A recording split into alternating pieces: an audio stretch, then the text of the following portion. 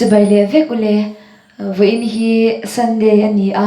kan unau yen kan non lang le ta a voin a hian pathian fakna hla kan nawina adu be te zinga mi Emau kong dai re ti Reverend Vanal Zuata phwa hi intan kan non hlan le anga riru le ti takzet in milo ngai thlirsak le donia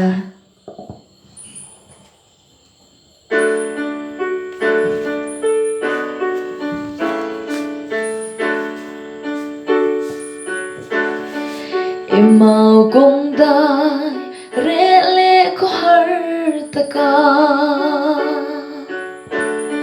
kwa zin bani te ko har an kalai tlai kwa lo ngui zan thim in anang do na iswa an so tlai kwa far pui turi kan nen ta che kwa tlai don ta tlai ni ko la aliam don hi tlai kwa I far zawng Emau dai re a ya chuni aliam san thim in minang si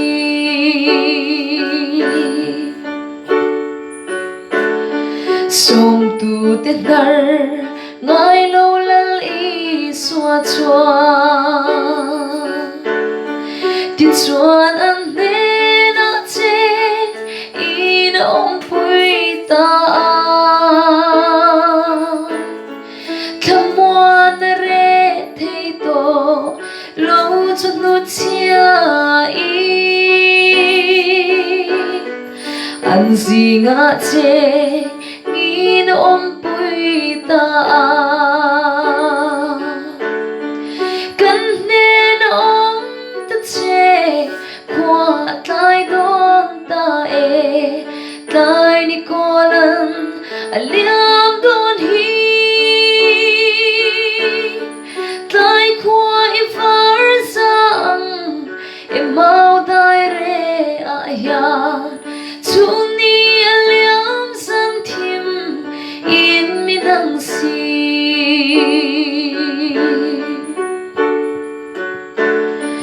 kei po tu na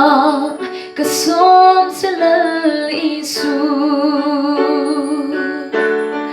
ka khovel dam lai ni atlak mange yani min om puin tlai kwa min var pui vela